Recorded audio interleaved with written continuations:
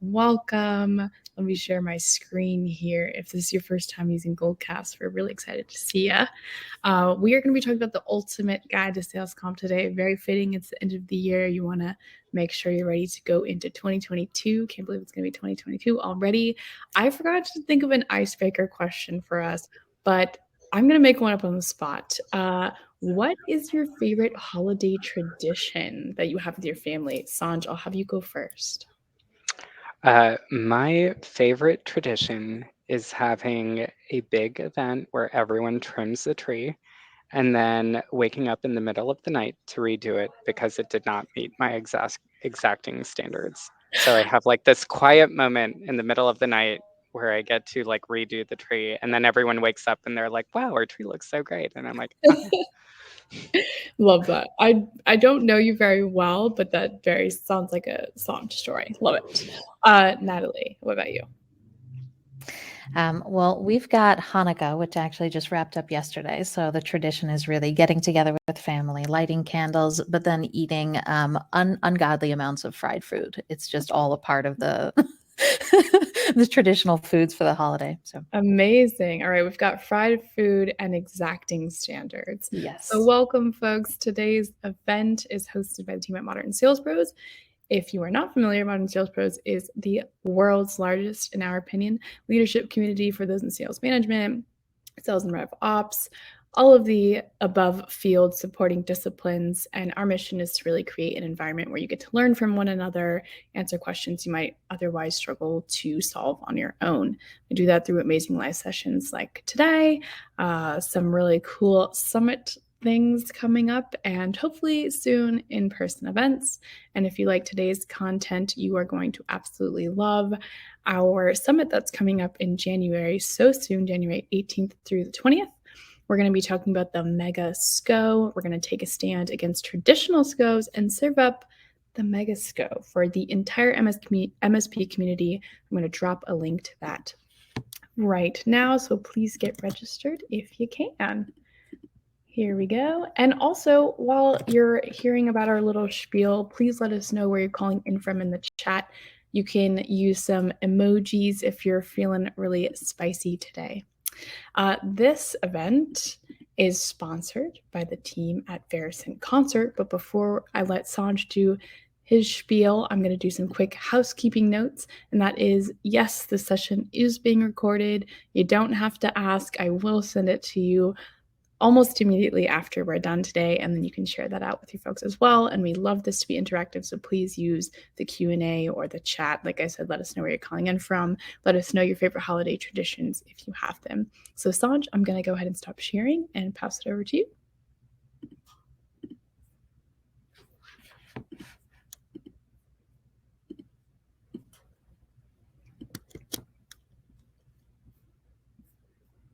Oh wait, you're muted.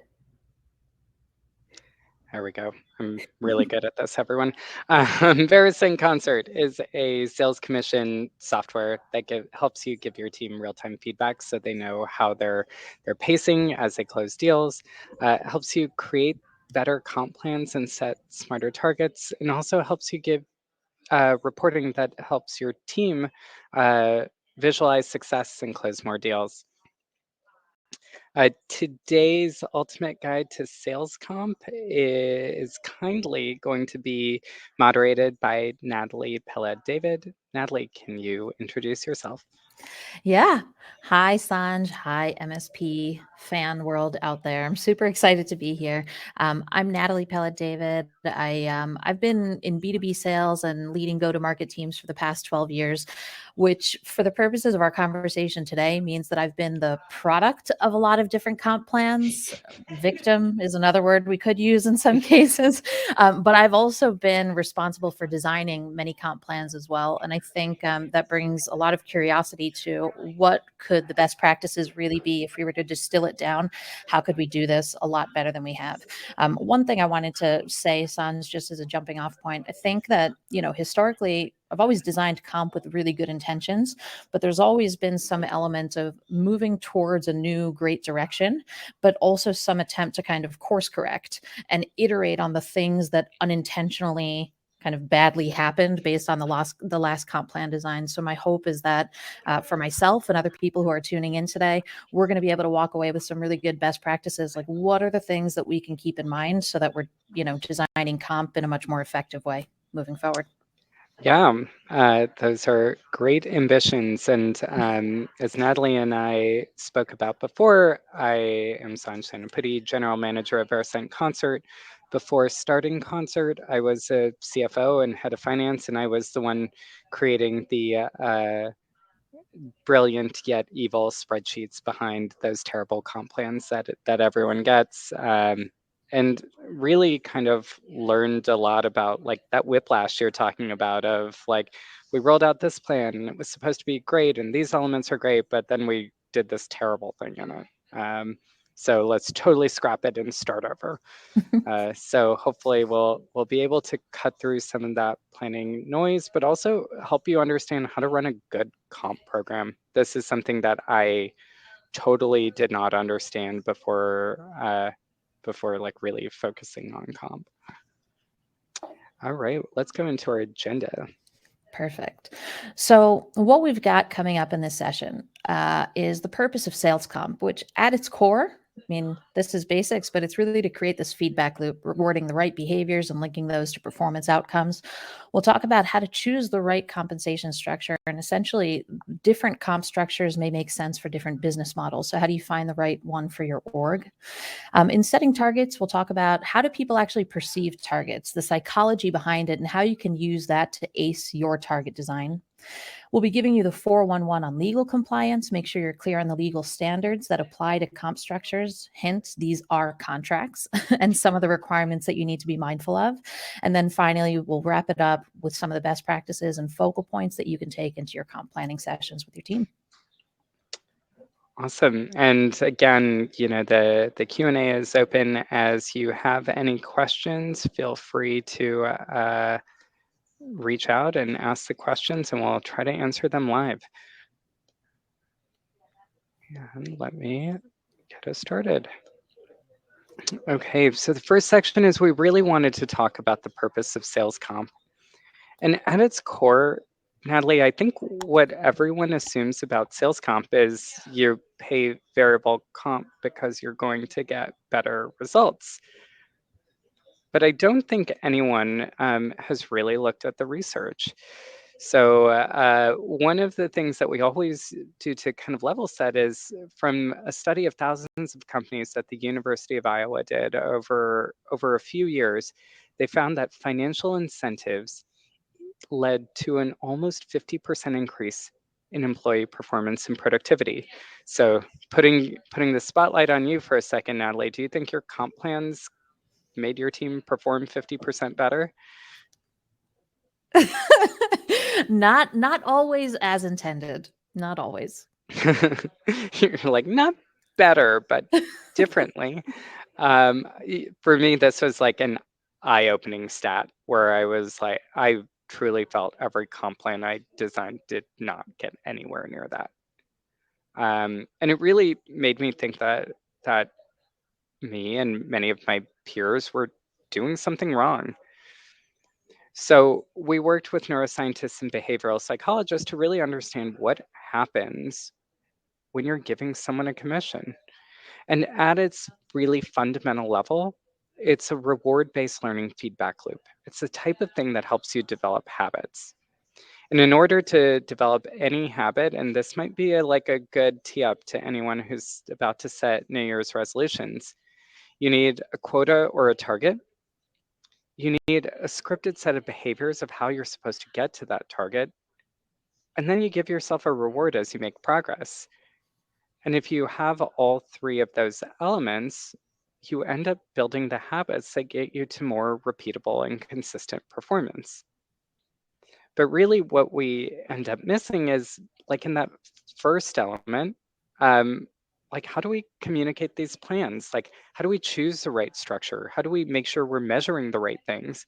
How do we set those targets? And how do we tell our team what to do when they get those targets? The science behind it is also pretty clear. So on the left-hand side, when you give someone a target that is reasonably achievable, so even if you had like a puzzle on a desk in front of you, um, your brain starts releasing chemicals. You start releasing dopamine to like believe that you can actually achieve this target. And if you're totally disengaged from a target, you don't see those red and yellow chemical release areas. You're actually just like not moved at all. You're not motivated. There is actually like a science of motivation of what happens in your brain. The other thing that we see is if someone achieves or receives a moderately challenging target, their blood pressure increases because their body is physically saying, okay, now it's time to move in that direction, even if it is just like a brain teaser or something that is like kind of sedentary by nature.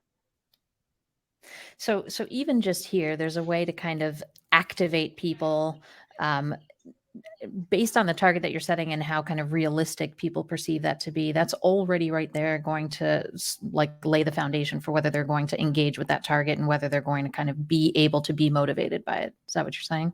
Absolutely. And this is where we kind of go into to some of what we see early on and what we've discussed before is like, how do you even choose the right comp structure? And a lot of what I've seen in this work for a few years is people choose their structure off of like a great blog post. You know, it's like, this is what Salesforce did for their first 15 reps, or, you know, this is what Jason Lemkin at SaaStr did. And those are really, really great, but they might not be applicable to you.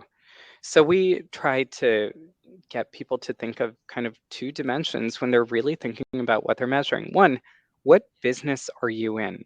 How does your company engage with customers and realize value? The second is like, what's your sales motion like? What are people actually doing every step of the way?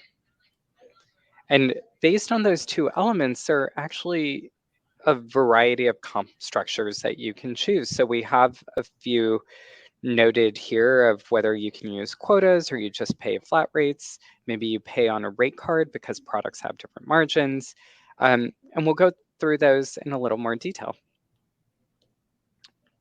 So the first one that we'll talk about from our cheat sheet is a quota-based component. So a quota-based component is typically one, and I think we're sharing these slides as well, so no one worry about scrambling to read everything, is one where as you achieve a certain level of attainment, you might have your rate continually increase or decrease depending on where you are, again, versus your target. And the crux of quota-based components is really this idea of accelerator tiers. So this is where we see the best practice is people set 2 tiers below quota, so reaching up to quota, and 2 tiers after quota. And it's exactly what you were mentioning of like the targets are really the thing that activate. So what a quota-based component really does for you is it gives you multiple targets. So you know, regardless of where someone is, they're able to choose a target that's relevant to them. So if you're an established seller, Natalie, maybe you're gunning for tier 4. If this is my first quarter, maybe I'm looking for tier 1 or tier 2. What are some of the like super counterintuitive things that, you know, managers do even when they understand the principle of using tiers and like accelerators with tiers?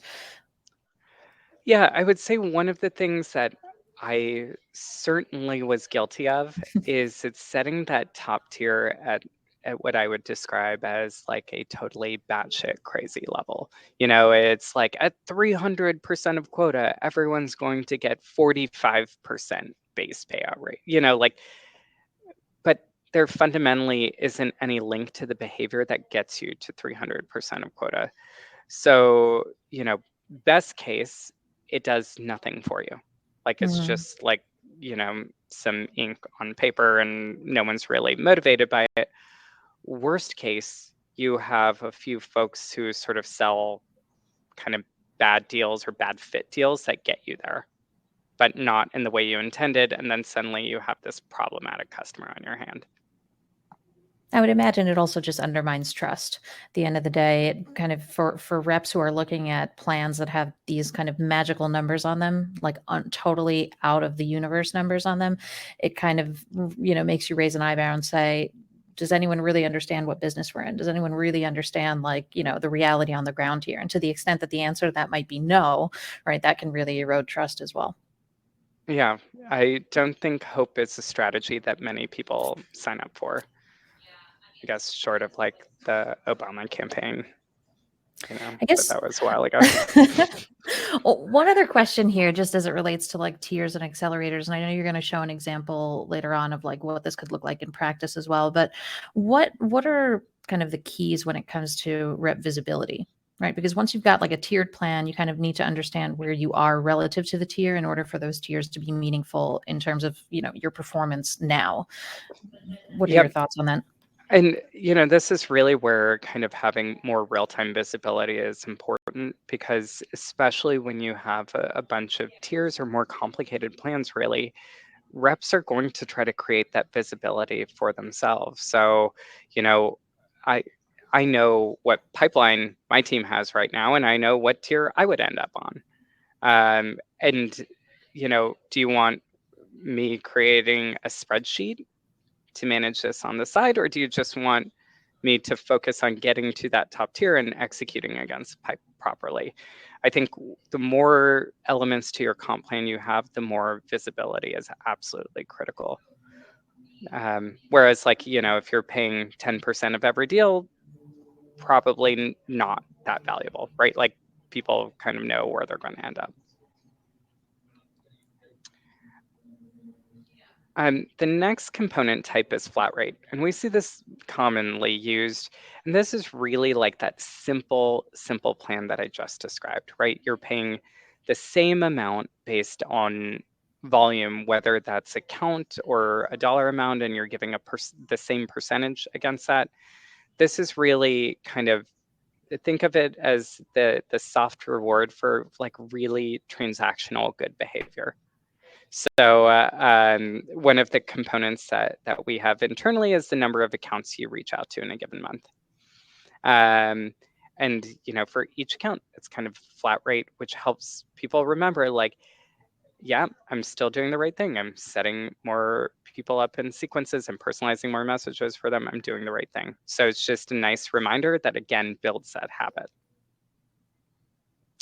What we recommend for flat rate incentives is you'll find that we recommend these more in business models that have kind of uncertain realization of the contract value. So if you think about an advertising contract, the customer might sign a $100,000 agreement with you, but you only actually earn it if you deliver the right number of impressions. So when there is that variability on whether you're actually going to deliver the amount of value you contracted for, flat rate's a really good idea for how you can kind of measure your team. And the next one is sort of a play on flat rate.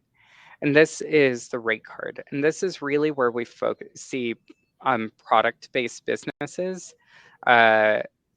focus their efforts. So if there is a different hardware components that have different margins for you based on the parts that are used, or if you have a hardware plus support model where maybe you have a high margin on support and a low margin on selling servers, for example, like this is a place where from a business perspective, you're really matching the value of what the rep is selling to what the business is ultimately going to realize.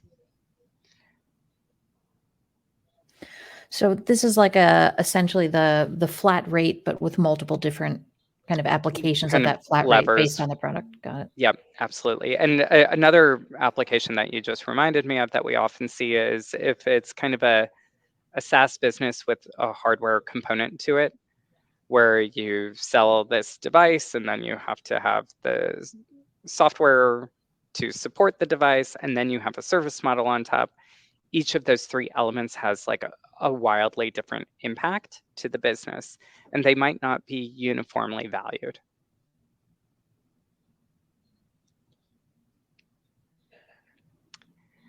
The next piece is really focused on those uncertain contract terms where you really want reps focused on the larger value and realizing the larger values of those contracts. And we see this a lot in advertising or in usage-based businesses or product-led businesses where we're paying a residual. And the idea of a residual component is you're giving a seller some preset amount of time to realize the value of the contract that they sold. So maybe I get a contract signed for 100K in theory now, but as they're using it, I'm going to give them maybe 2 years to use it. And at the end of the 2 years, I stop getting paid for this deal. If they go over 100K, I can be over attain. If they're under, I'll under attain. But there's no kind of set cap on it. On this one, any words of wisdom that you can offer as it relates to target setting, right? Or like quota setting or target setting when it comes to this kind of residual or unpredictable usage? Yeah, a lot of what we see on these residual components is like setting targets around kind of number of customers tends to be kind of correlated with more success overall than setting targets around like the customer utilization. So what we've anecdotally seen through data is that if you're paying a high residual rate, people tend to focus on like that really big deal and making sure that they're using it up. And it's kind of deferred income, right? Like you can make a pretty good amount of money by someone you sold 18 months ago because they just started using the service well. And if you build your quota around that value, it kind of takes someone's eyes off of what they need to do right now with their pipeline. So essentially then the idea here might be then to set, let's say, monthly or quarterly activity-based targets, like activity for a number of signed or live contracts, something like Yep. that. But then also have this additional component of, residual payouts over time based on a straight percentage of revenue, something like that. Is that right? Absolutely. Yep, you got it. So then the last one we often see is a target bonus. And we see these most in advertising SaaS and usage-based model, but this is basically you reach some sort of attainment level and you get one payout. You're not paid per transaction. It's just you get to this level and then you're paid. Commonly think about in SaaS or any model, like a sales rep hits quota and they get a 10,000 bonus. Or in SaaS, a CS team has a 90% gross retention rate and they'll get a $5,000 bonus each quarter. So it's not necessarily tied to one specific deal, but it's tied to cumulative performance. And these tend to be kind of from a habit formation standpoint, the least effective types of rewards because they're really disconnected from like a concrete action I can take, right? It's a accumulation of like, I have to do 150 different things to get this aggregate result. And it becomes a little bit more opaque. How would they work then? You talk about it's based on cumulative performance of a person, but could this also work in like a team setting? In other words, could this be the lever that maybe doesn't drive individual behaviors, but therefore can contribute to more kind of a team win, team unity, team pride? Yeah, if you have like a company incentive tied against aggregate performance and everyone's kind of aiming for it and they're kind of thinking of like trying to think of, oh, me as like a collections person. What's like a little thing I could do to like help contribute towards this goal? Like it keeps the goal front of your mind, but you don't have like a scripted behavior of how you're going to contribute to it. But it might like kind of nudge you in the right direction to help the team out. So we can see they're more effective there, especially if there's like there's a lot of integration and a lot of moving parts, and it's really like kind of a rah kind of let's do this together kind of incentive. All right, so we got to the place where we're figuring out, like, what do we want to measure? What are the types of things that we really want to talk about with our teams, and how do we want to measure them? How are we going to structure their plan? Now we're going to talk about setting targets. And this is the part that I think we talked about a little bit, but it's really the part that, like, no one ever tells you, right? So there is a large part of behavioral sciences around how you get people to do things. And probably one of the biggest levers is, again, through targets. But how do you find a target that actually would get someone to move, to get their brain to start releasing dopamine, to increase their blood pressure? Behavioral psychologists call, like, our measurement of how hard a target is to achieve psychological distance. And there's a theory called construal level theory that underpins how we think about psychological distance. It basically says we look through 4 lenses of whether we think a target is possible or not. And these aren't distinct lenses. These are all contributory. So, like, you don't have to optimize across all 4 of these dimensions. You might only need to optimize in 1 or 2 to see a material impact in results.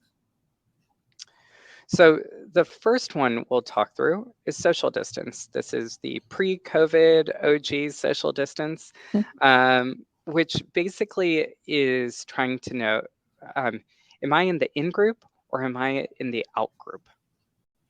And what you're measuring with social distance is, like, how many people are actually in the in-group?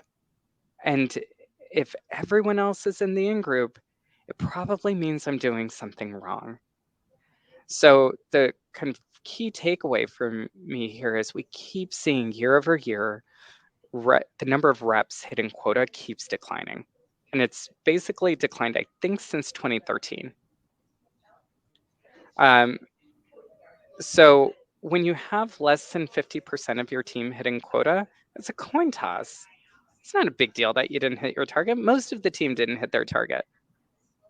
When you have 70, 80% of your team hitting target, suddenly you're starting to ask the questions of, like, oh, am I doing something wrong? And In other words, if you're the rep, if you're Yeah. in that outside group and like 70 or 80% of the team's hitting target and you're not, then suddenly that's not just like a reasonable potential existence. That's like, all right, something's got to give because I'm not in the right group here.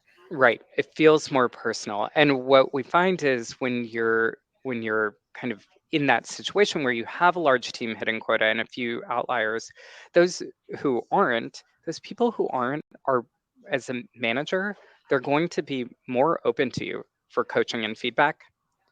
As an individual, they're talking to their peers who are hitting their targets and trying to learn the tactics from those peers. They're just ready to learn in a different way.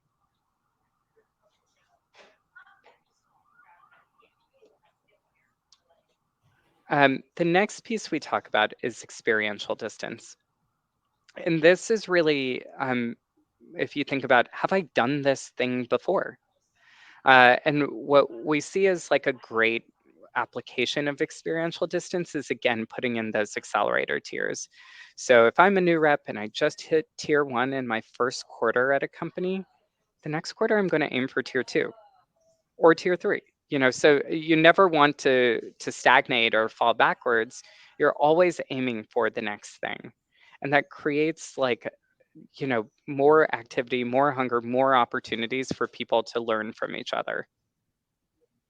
And then this also, kind of to your point, becomes less of like a did I, didn't I? It's not a win-loss. It's a how much better can I be? How great can I make my performance? Right. And, even if everyone else is at tier 4, you have the social comparison, but if I'm at tier 2, it gives me something in the middle to aim for that feels more relevant to where I am at.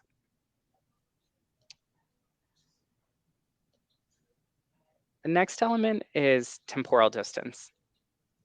And this is really by shortening your measurement periods.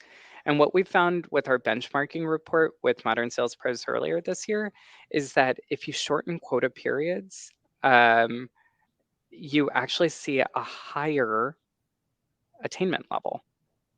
So if you see here, SDRs who are measured monthly versus annually, you have a 43% quota attainment rate instead of 30%. AEs who are measured monthly versus annually, you have a 69% quota attainment rate versus 45. And part of what's really, why this might happen is like shorter quota periods give you more opportunities to reset. Like if you find you set this really unachievable target, you can recalibrate pretty quickly. Another kind of critical insight, and I know you have experience across B2B, this holds true even if you're selling really large enterprise deals. We've seen enterprise sellers who have monthly and quarterly quotas perform far better than enterprise sellers who have annual quotas. So it really goes against that kind of like sales cycle logic of, oh, these are longer sales cycles, we need to increase the quota period. Yeah, I think earlier in my career, there was definitely this, we're setting a goal for the end of the year. And, we'll talk about it in January, February, March, April, May. But at some point in the year, that annual target, you're either on track for it or you're not. And then it either remains relevant or doesn't remain relevant. So it can also kind of dissipate and fall into kind of oblivion because it's been far-fetched all year. And because, at some point it's just been kind of determined for you or not. Like, yeah, we're going to hit 3 million by the end of the year. Right. Okay, great. Like super motivating. Yeah. So then the last one, and this I will say is the most blunt one, is spatial distance. It's actually just lowering the nominal target. There are a few ways that you can leverage this in like not so blunt a way, but it is highly impactful. We worked with a SaaS company here in New York who had 30 reps, and only one of the reps was hitting quota in a given month. We plugged it into our algorithm. It recommended that they drop quota. They dropped quota, and over the next 3 months, their sales increased by 15% nominally. It's not quota attainment. This is actually people sold more because the 42.5K target was more relevant than 50K. And they didn't do anything else, right? So they just like arbitrarily changed this arbitrary number and then saw a higher result. But kind of the easier way to game spatial distance is if you typically are going to set $1 million quotas for your AEs, just set it at like 950,000. Like use the basic pricing theory that you're already applying to your AEs. It's the same thing. Like when you're pricing a house or a car, you're kind of lowering below these milestone thresholds because it's more approachable. Same logic for targets in your sales team. I love these. When I saw kind of these principles the first time you shared them, I was, some of it is pretty fundamental or basic, we might call it, but I don't know that as a manager, when you're designing comp, you have these top of mind. And these are kind of simple ways that you can look at what you've built and then just consider simple adjustments to make it more approachable, more motivating, and actually have the impact that you're looking for, which is to drive better performance out of your team.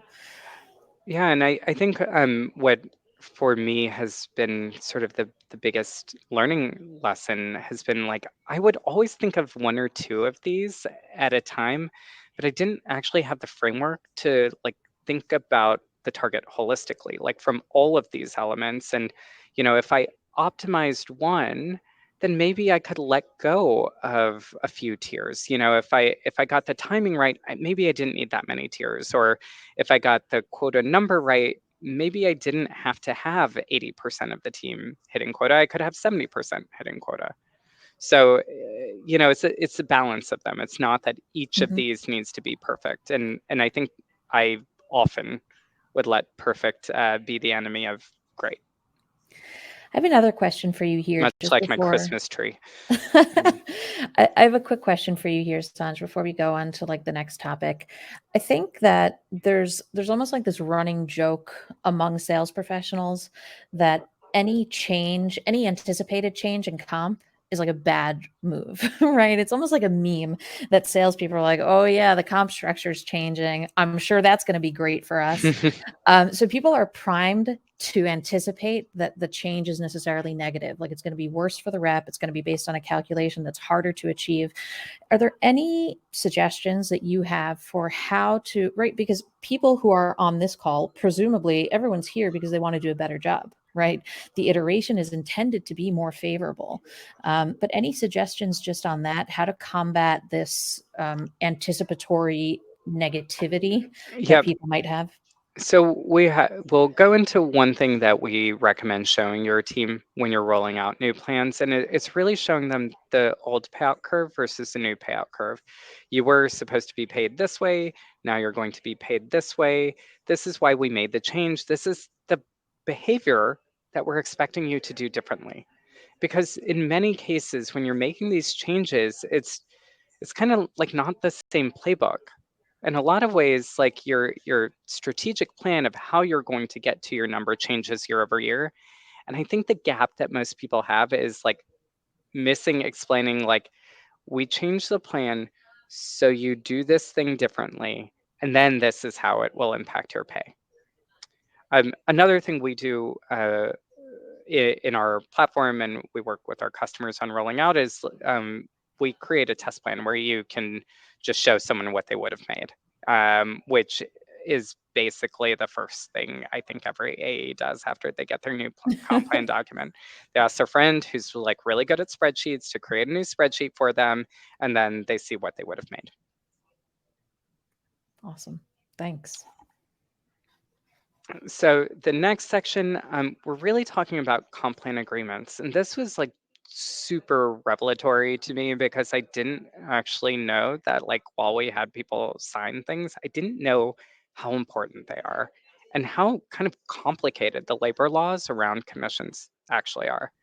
So the first like warning I'll give everyone is that labor laws are wildly different from state to state in the US, and they're wildly different from country to country and regions within those countries as well. We've calibrated most of our best practice around kind of California and New York. A lot of California's labor laws sort of set the precedent that is typically adopted. We see like 5-ish years later by every other state. So the basics of comp plan agreement. One, in every state, comp plan agreements need to be in writing and signed. It's kind of like the non-negotiable of comp, that they are formal agreements because it is a financial transaction between two parties. The second point, and this was like, I'm very guilty of this, is that the plan is supposed to be distributed before it goes into effect. So all of you who are on this call, whose new quota period starts January 1st, you have about 25 days left to get these documents out. If you don't get them out before the new plan period starts, you're legally obligated to pay the higher of the old plan or the new plan rate. So especially if you had like a new product and you were paying it, say at 18%, and now the product is like kind of a set part of what you're selling and your base rate starts at 8%, you will want that in a document because anything that is sold until the new plan is released is going to be subject to be paid at that higher rate. The last element is that your comp plan agreements are supposed to explain how a rep can achieve their variable on target earnings. And that means you need to spell out their quotas and targets and the payout rates that are applicable, and that you need to spell out when a transaction is credited versus when it's earned. Lawyers, the worst, right? Uh, so, an example of base payout rates. So, very simply, your payout rate should be your variable on target earnings, or OTE, divided by the quota amount. So, in this simple example, I have variable OTE of 100,000, and I have a quota of $1 million, which means my base payout rate is going to be 10%. With accelerators, this gets much more complicated and why you have to spell it out more explicitly. So say I have an accelerator for the first 50% of my quota and the second 50% of my quota. And the first 50%, I want to put in a decelerator where they're only paid 8%. So 500,000 times 8% would be, I'm now paying 40,000 of OTE for that first $500,000. Their target is actually supposed to be 100,000. So the second portion needs to pay out $60,000. So this second 500,000 needs to pay out $60,000, which is 60,000 divided by 500,000, which is 12%. The more tiers you add on, the more complicated this gets. There are kind of mathematical mechanics of how you can run tiers a little bit differently, which also make this more complicated. So it's really, really important that you spell it out. And if you spell it out well, people will have fewer questions. A big piece of what we see, and I'm sure you've seen, Natalie, is people just don't understand their comp plan. Yeah. And the other thing though that I see is that when HR kind of comes in and says, we've really got to make these contracts airtight and we have to spell everything out. I've also seen the pendulum swing in the other direction where it becomes so heavily kind of laden with legalese that's the other part. It's like hardcore terms and conditions, and reps can also be like, okay, I need a lawyer to read this comp plan. It must not be good. So again, there Right. kind of undermines the accessibility of the plan itself in either way, if it's not understood or if it's so kind of intensively defined to the point of being like a contract, like heavily contracted. And that's a great point of how you communicate to reps too, right? Like show them the summary of what they're paid on, what their rates are upfront. Don't make them dig into page 8 or 9. Don't make them do their own calculation of what their accelerator table needs to look like. Do all this for them, spell it out very clearly, and put the terms and conditions and all the legal language on the back end. It's still important, but someone's not searching for kind of the punchline. So the next piece we want to talk about is crediting versus earning. And these are two distinct topics. Crediting is sort of at the company's discretion. Like you can kind of do whatever you want, but it's really supposed to match to when quota is retired or when this transaction like goes towards your target. And the when of it is really important because like from a psychology standpoint, you typically want the when to be when they're finished selling. So when they've kind of gotten someone over some major milestone. For a BDR, SDR, that might be like on the meeting date. So when they actually agreed to a meeting, for a sales rep or a CS person, it might be on the close date of the deal. Earning, on the other hand, is when a transaction is confirmed. So legally, when a transaction is considered earned, you're supposed to pay it out within 30 days.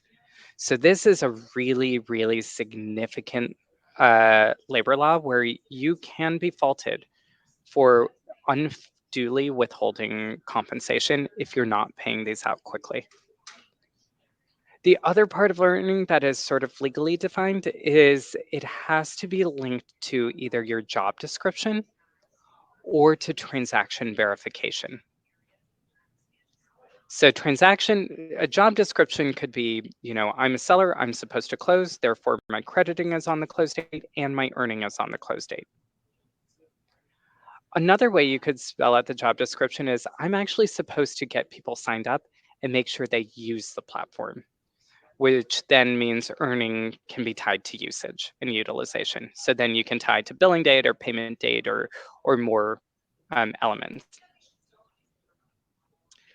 And where crediting and earning look like very different is really kind of in how it is paid out, right? So crediting means theoretically, my payout rate times this transaction amount means that theoretically I'm going to be paid $1,000. Earning means if I'm paid on quarterly billing, I'm getting paid out in $250 chunks every quarter.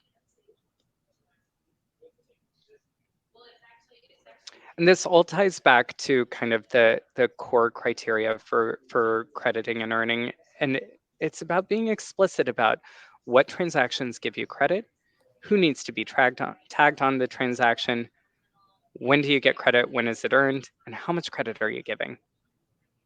And oftentimes, I think we create these genius comp plans that don't fundamentally have the data to execute them.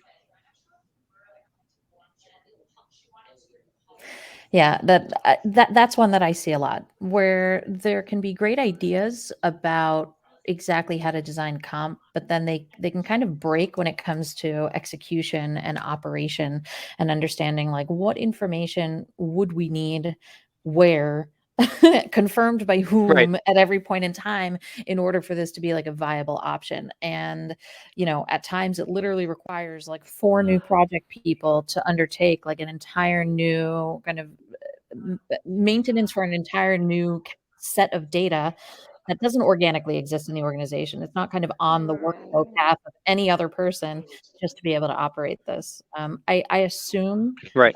using kind of professional tools for compensation management can help at this. But, Yeah, but even without a kind of a tool, like catch. if you tell your team what they need to fill in, they're probably going to fill it in. To your point on like what needs to be in and needs and can be out, you do not need to include any discretionary bonuses.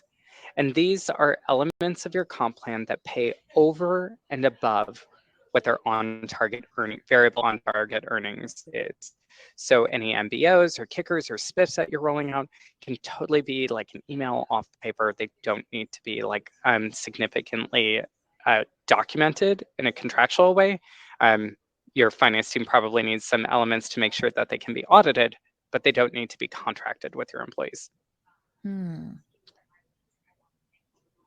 Yeah, this was one I shared with you. There was some heated discussions at one of the companies I worked at just about this, where in the interest of kind of documentation, it almost became, holier than, any official need for documentation, to the point where it almost kind of hamstrung the business because you really just couldn't act in a timely manner as a manager. You kind of got, handcuffed by a lot of kind of bureaucracy that didn't need to be there. Right. If you're trying to roll out like a short-term incentive test, you don't have time to like create plain docs for that. That's not the purpose of it. You want to try something tomorrow. So kind of the last little bit we have is on other terms and conditions or extraordinary cases. You're going to make sure your terms and conditions talk about clawbacks. So when reps are earn commission, and that's typically if if a customer never pays or a deal never happened, or if a customer terminates early before they actually use the service at all. You'll want to talk about windfall deals and bluebirds, and these are kind of two of a similar set where they're transactions that you kind of didn't expect and they kind of came out of the blue. But if they're resulting in significant payouts, you'll want to carve them out from the rest of the deal, mainly to protect the rep. Because we've seen cases where people are getting 6-figure commissions off of certain transactions, and then something bad happens to the transaction where the value goes down. And how do you claw back $100,000 from someone? And then the last is like family leave. I think especially now when everyone's remote and like balancing more challenges with their families overall, really kind of be more deliberate about what happens in various cases. And that kind of will go into our recommendations here, where really have distinct terms for family leave. I know we were always reactive in the places I was of like, oh, someone needs to go on maternity leave right now. What do we do with our comp? And then that And it puts was the like figuring it person out the first time. Yep. Which also then puts kind of the burden on that person who's kind of experiencing whatever could be a celebratory family leave situation or not, but it puts the burden on that person to kind of like negotiate their own best terms in that moment rather than having an organizational policy for the whole thing. Yeah, and I mean, regardless of what a family leave situation is, it's stressful. So adding more stress to that person when they're trying to figure out how to hand off and like kind of wind down correctly is not great. We've also seen that this can be a great tool to increase the diversity of your team. You know, having some certainty around this will hopefully bring like more women into the fold because they'll understand that you've actually thought about like where they might be in their lives. Another element is don't have one-offs for certain reps. So there's always that rep who was there first who gets like their own plan. And then the rep that was there like second kind of has their own. And then, you know, you start getting in the habit of each rep is slightly different than the other. This can open the company up to significant exposure for discrimination lawsuits. So standardizing how your plans work across the team is very important.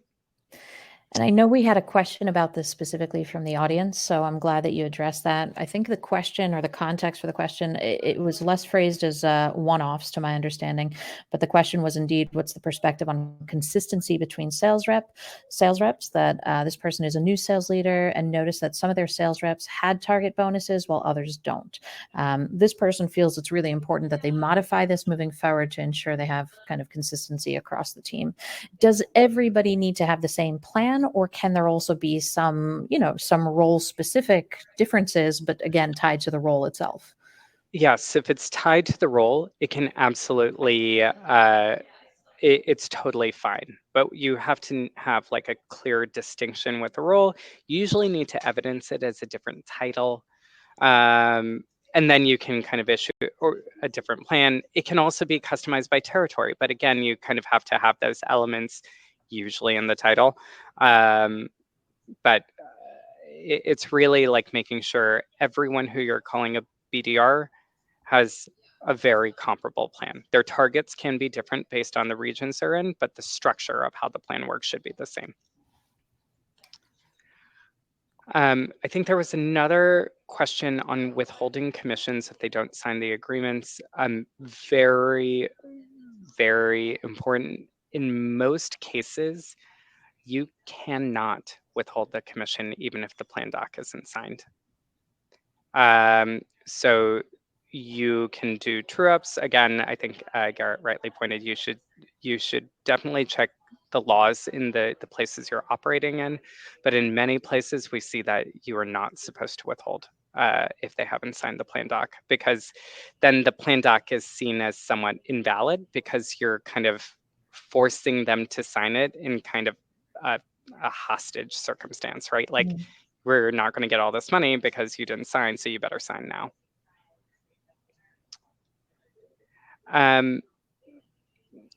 So the last point is on communication. And this touches upon what you were mentioning before, where, we try to make sure people see sample calculations. For people who are going to make way more or way less under a certain plan, explain why it's happening. What are you doing right, or what do you need to start doing in order to kind of close the gaps? And really don't keep it a secret. Show the payout curve. So in this case, you can see the dark blue payout curve is showing a very linear curve. The brighter blue shows we're going to pay you less in lower cases, but we're going to pay you a lot more in higher cases. And that's the kind of thing that helps a rep understand more visually. I can explain the words to you, but now I really see what you're saying. And that kind of takes the communication pretty far. And then kind of last takeaways, again, like we started off with, Natalie, like don't follow the status quo, like really build a plan that's right for your business and your sales motion. Set the targets that have like the psychological relevance to your team, shorten the psychological distance, use your targets to actually motivate them.